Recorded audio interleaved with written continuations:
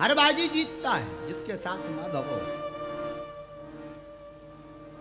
दुर्योधन के पास शाम के समय दुर्योधन का मित्र आया, अश्वत्थामा। मित्र, हमने तुम्हारी ये दशा नहीं आज तक देखी, आज देख करके मुझे रोना आ रहा। अश्वत्थामा दुर्योधन से बोला, अरे हमने तुम्हारा साम्राज्य देखा, वो साम्राज्य, वो राजा तुम। ध्यान रखना, चटकारों से बच करके रहना। सचिव वेद गुरु तीन जो प्रिय बोलहि भयास, राज धर्म तन तीन कर होए वेगहीन नास। सचिव, निजी सचिव भय के कारण प्रेम की भाषा बोलने लगे, तुम्हारी जैसी मीठी झूठी प्रशंसा करने लगे तो उस राजा का विनाश हो जाता। वैद रोगी के अनुसार दवाई देने लगे, मीठी मीठी, रोगी मिट जाएगा। गुरु शिष्य के भय से, चेला तुम तो बहुत बढ़िया हो, झूठा झूठा बोलने लगे तो उस चेला का काम बिगड़ जाता, उनका नाश होता। और यही हुआ दुर्योधन के साथ। मित्र बोले, अश्वत्थामा मित्र, हमने तुम्हारा वो साम्राज्य देखा, हमने तुम्हारा नमक खाया, बताओ क्या करना है। दुर्योधन रोता हुआ बोला, अश्वत्थामा मुझे और तो कोई दुख नहीं, बस एक ही दुख है कि हम 100 भाई थे, एक भी नहीं बचे। पांडव 5 भाई थे, उनमें से एक नहीं मरा, बस मरते मरते यही दुख हो रहा। अश्वत्थामा बोला, बस इतनी बात, रुक जाओ, मैं तुम्हें वचन देता हूं, मैंने तुम्हारा नमक खाया, मैं पांडवों का सिर काट कर लाऊंगा। दुर्योधन ने कहा कि हमारे जैसे बड़े बड़े योद्धा हार गए, भीष्म पितामह जैसे योद्धा, कर्ण जैसे योद्धा, और तुम लड़ोगे जीत जाओगे। बोले नहीं, वो हमारा काम है, हमने मित्र तुम्हारा नमक खाया, हम पांडवों का सिर ला कर देंगे। ठीक है। अश्वत्थामा गया। अश्वत्थामा ने सोचा पांडवों से लड़ना तो बेकार है, वो हरा देंगे, एक काम किया जाए, उलूकन न्यास विधि से हमला किया जाए। उलूकन न्यास विधि का मतलब है, रात के समय एक पेड़ पर कौवा बैठे हुए थे, उल्लू ने हमला कर दिया, कौवा सब के सब मारे गए, क्योंकि कौवों को दिखाई नहीं देता रात में, उल्लू को दिखाई देता। अश्वत्थामा ने भी विचार किया कि रात को हमला किया जाए, सोए हुए शत्रु पर हमला किया जाए, पांडव जब सो जाएं हमला कर दें, गर्दन काट दें, दुर्योधन की आत्मा को शांति मिले। अश्वत्थामा गया। इधर भगवान पांडवों के साथ खड़े थे, पांडवों से बोले, युधिष्ठिर, अर्जुन, क्यों ना आज विजय की रात्रि है, आज हमने युद्ध को जीत लिया, चलो कहीं चलकर के महोत्सव मनाते हैं। पांडव बोले, नहीं नहीं, आज आराम करते हैं, कल चलते हैं। भगवान बोले, नहीं, जरूरी है। भगवान जो भी करते हैं अच्छा करते हैं। भगवान को पता था अगर आज पांडव सो गए तो जीता जिताया युद्ध हार जाएंगे, पांडवों की बलि कर देगा अश्वत्थामा। पांचों पांडवों को लेकर चले गए भगवान। भगवान गए तो पांचों पांडवों के 5 पुत्र थे, जो देखने में पांडवों की ही भांति थे। उनको पांडवों के स्थान पर लिटा लिया। अश्वत्थामा आया रात के समय, और रात के समय जब अश्वत्थामा समर में प्रवेश भया तो जहां पांडव आराम किया करते थे वहीं पहुंच गया अश्वत्थामा। अश्वत्थामा ने दूर से देखा तो दिखने में पांडव पुत्र भी पांडवों के जैसे थे, क्योंकि पांचों पांडवों से उत्पत्तित हुए। तो उनको पांडव समझ करके अश्वत्थामा ने 5 बेटों को मार दिया और 5 के सिर को लिया, दुर्योधन के पास पहुंचा। दुर्योधन, तू कहता था 1 पांडव, देख मैं 5 पांडवों का सिर लेकर आया। पहले तो खिलखिलाया दुर्योधन, वाह वाह, परंतु जब गौर से दुर्योधन ने देखा तो चिल्लाड़ पड़ा, अरे मित्र ये क्या किया तूने? अश्वत्थामा, ये पांडव नहीं, ये पांडव पुत्र हैं। इन्होंने नन्हे बालकों ने भला क्या बिगाड़ा जिनका तूने वध कर दिया? अब तो तूने हमारे वंश में पानी देने के लिए भी नहीं छोड़ा। अश्वत्थामा चौंक गया, ये पांडव नहीं है, नहीं ये पांडव पुत्र हैं। चौंक गया अश्वत्थामा और दुर्योधन के प्राण निकल गए, मर गया दुर्योधन। प्रातः काल हुई, भगवान सभी पांडवों को लेकर आए। इधर द्रौपदी ने जब समर में जाकर देखा तो पांचों पुत्र तो लेटे थे, पर उनका सिर अलग था, धड़ अलग डला हुआ था, सिर तो था ही नहीं। माता शिशूना निधिनम सुताना निसम घोरम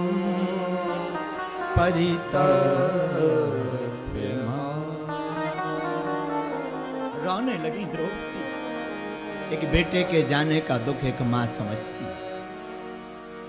क्या होता है बेटा, क्या होता है बेटे के जाने का दुख, एक मां समझती है। रो पड़ी मां द्रौपदी, जिसके 5-5 लाल चले गए हों, भला उस मां पर क्या नहीं गुजरती होगी।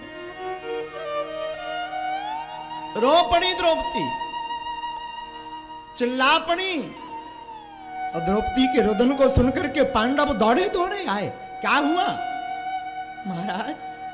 कोई हमारे पुत्रों का वध करके चला गया, कोई मार गया पुत्रों को, मार गया कोई पुत्रों को।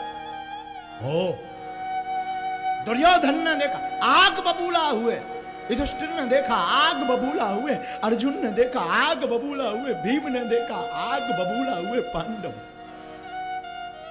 अर्जुन ने अपना हाथ से धनुष उठाया और प्रतिज्ञा ली, जब तक शिशु के मारने वाले का मैं वध नहीं कर दूंगा तब तक जल ग्रहण नहीं करूंगा। चलो ठाकुर कन्हैया, चलो रथ उठाओ। चलें कहां? कन्हैया तुम्हें सब पता किसने मारा। अश्वत्थामा को लगा कि अगर पांडव जीवित हैं तो ये हमला हम पे जरूर करेंगे। भागा अश्वत्थामा। भगवान पीछे पीछे से रथ लेकर के दौड़े, अर्जुन बैठे हुए आवेश में, अश्वत्थामा आगे आगे। अश्वत्थामा ने अपने बचाव के लिए ब्रह्मास्त्र का प्रयोग कर दिया। अर्जुन घबरा गए।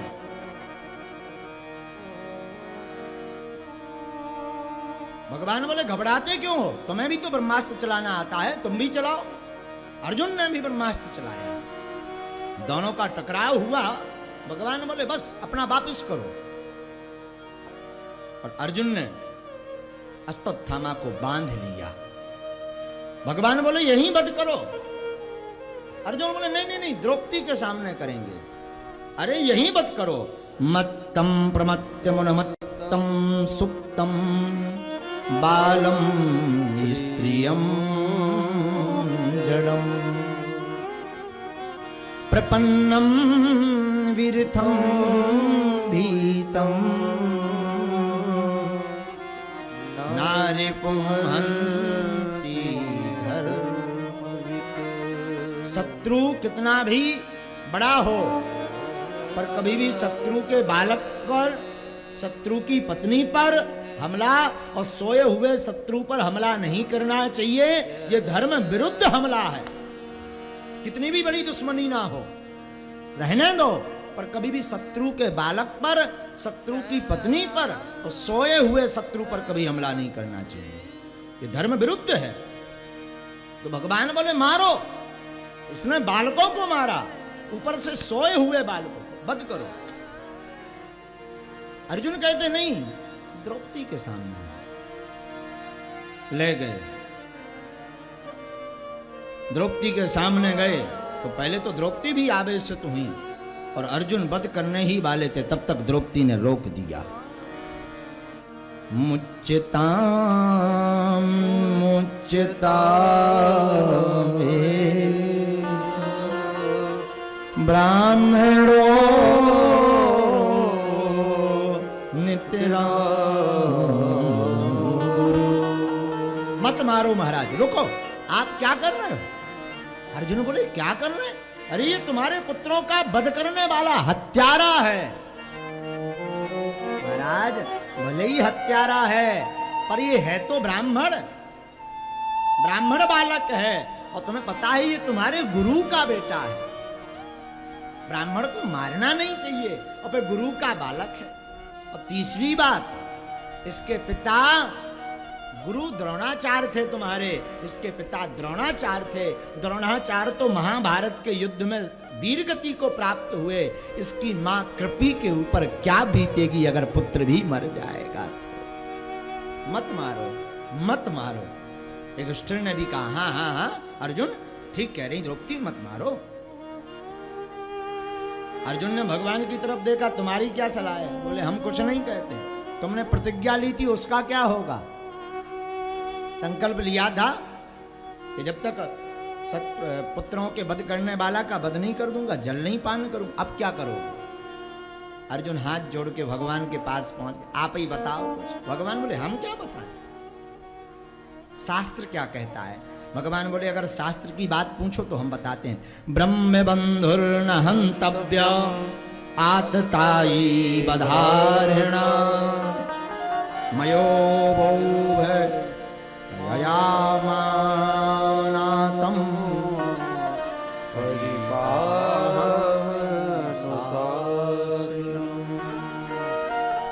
भागवत के प्रथम स्कंद के 7वें अध्याय का 23वां श्लोक कहता है ब्राह्मण को मारना नहीं चाहिए। ब्रह्म बंधुर्न हंतव्या आतताई बधारना, पर आतताई को छोड़ना भी नहीं चाहिए। अर्जुन जी हाथ जोड़ के बोले महाराज उल्टो ना बताओ, आप जब भी बात बोलते हो ऐसी बोलते हो कि फंसा देते हो। एक तरफ कह रहे कि ब्राह्मण को मारना नहीं चाहिए, दूसरी तरफ कह रहे कि आतताई को छोड़ना नहीं चाहिए। सीधी सीधी बताओ हम मारें कि छोड़ें? भगवान ने बोले भैया हमें तो ऐसी भाषा आती है, तुम बताओ क्या करना है। हमने दोनों उपाय बता दिए। अर्जुन भी बोले हम भी महाराज तुम्हारे ही चेला हैं, गीता ज्ञान हम ही ने प्राप्त किया है। आपने गीता में कहा माननीय व्यक्ति का वध नहीं करना चाहिए, माननीय व्यक्ति का अपमान करना ही उसके वध के समान है।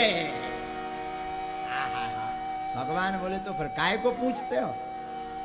ये ब्राह्मण बालक है, गुरु पुत्र है, तो मत मारो। अर्जुन ने यही किया, अश्वत्थामा को मारा नहीं।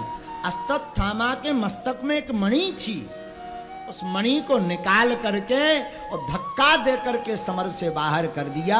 अब जब तक अश्वत्थामा जिएगा तब तक घुट घुट करके वो मरेगा, क्योंकि उसे बार बार याद आएगी इस दोहन की। संकल्प भी बच गया और बात भी पूरी हो गई। भगवान द्रौपदी पर कृपा करके, सब पर कृपा करके जाने लगे तो उसी समय भगवान जैसे ही तैयार भये और जैसे ही जाने लगे तो अभिमन्यु की पत्नी उत्तरा दौड़ती रोती चिल्लाती आई, हे गोविंद बचाओ, हे माधव बचाओ, हे मोहन बचाओ, पाहि पाहि महायोगे देव देव जगत्पते नान्यं त्वयद् भयं पश्ये यत्र मृत्यु परस्पर। चिल्लाती हुई अभिमन्यु की पत्नी उत्तरा आ गई, माधव बचाओ। भगवान बोले अरे कौन है? देखा ये तो अभिमन्यु की पत्नी उत्तरा है, इसके पति अभिमन्यु महाभारत में मारे वीर गति को प्राप्त हुए। ये सती होना चाहती थी परंतु गर्भवती थी, इसलिए सती नहीं हो पाई। क्यों चिल्ला रही बेटी, क्या हुआ? देवी क्या हुआ? महाराज हमारे प्राण संकट में है। क्या हुआ? महाराज कोई हमारे गर्भ को खत्म करना चाहता। अश्वत्थामा ने आवेश में आकर के जो ब्रह्मास्त्र था वो छोड़ दिया था अभिमन्यु की कोख के ऊपर। अभिमन्यु की कोख में कोई और नहीं, परम भागवत सिंह महाराज परीक्षित जी ही उत्तरा की कोख में कोई और नहीं, परम भागवत महाराज परीक्षित जी ही पल रहे थे। परीक्षित जी ही गर्भ में थे। चिल्लाती हुई आई, भगवान ने देखा हो। जो भगवान कभी गर्भ में नहीं जाते, आज भगवान ने विचार किया अगर हमने इन्हें नहीं बचाया तो एक भक्त बच नहीं पाएगा। देवी क्या करना चाहती हो? महाराज मैं भले ही मर जाऊं क्योंकि मैं विधवा हूं और विधवापन वैसे ही बेकार होता है। मैं चाहती हूं मेरे प्राण निकल जाएं पर मेरी कोख में पल रही संतान बच जाए। कितनी सुंदर बात बोली। अगर वो ये बोलती महाराज हमारे प्राण बच जाएं तो भगवान हो सकता था गर्भ को स्खलित करवा के उत्तरा को बचा लेते, पर उन्होंने कहा गर्भ सुरक्षित रहे, पर गर्भ तभी सुरक्षित होगा जब मां सुरक्षित हो। भगवान विचार किए, देवी अब चिंता मत करो। भगवान कभी गर्भ में नहीं जाते हैं, भगवान तो अवतार लेते हैं। भगवान जन्म नहीं लेते, प्रकट होते। और आज अपने भक्त की रक्षा के लिए भगवान ने अंगूठा बराबर रूप धारण किया, उत्तरा देवी के गोख में गर्भ में पहुंच गए। धन्य है ये देवी। भक्तों को तो कई माताओं को कोख में लेते देखा है। रामकृष्ण परमहंस जैसे महापुरुषों को कोख में रखा। एकनाथ, तुकाराम, नामदेव, संत रैदास, रविदास, जनाबाई, मीराबाई जैसे परम भक्तनी भक्तों को तो कई लोगों को कई माताओं ने कोख में रखा। पर धन्य है भारत की माताएं उत्तरा देवी जिन्होंने भक्त और भगवान दोनों को एक साथ गर्भ में रखा। भगवान ने पहले ऐसे परीक्षित जी हैं जिन्हें कोख में ही दर्शन दे दिए। तो परीक्षित जी ने देखा कि एक सांवला सा आया है और पहले तपन हो रही थी, अब ठंडक पहुंच गई, खुश हो गए। भगवान बाहर निकले, देवी अब कैसा लग रहा? महाराज भगवान ने कृपा की, कुछ दिन और भगवान रुके।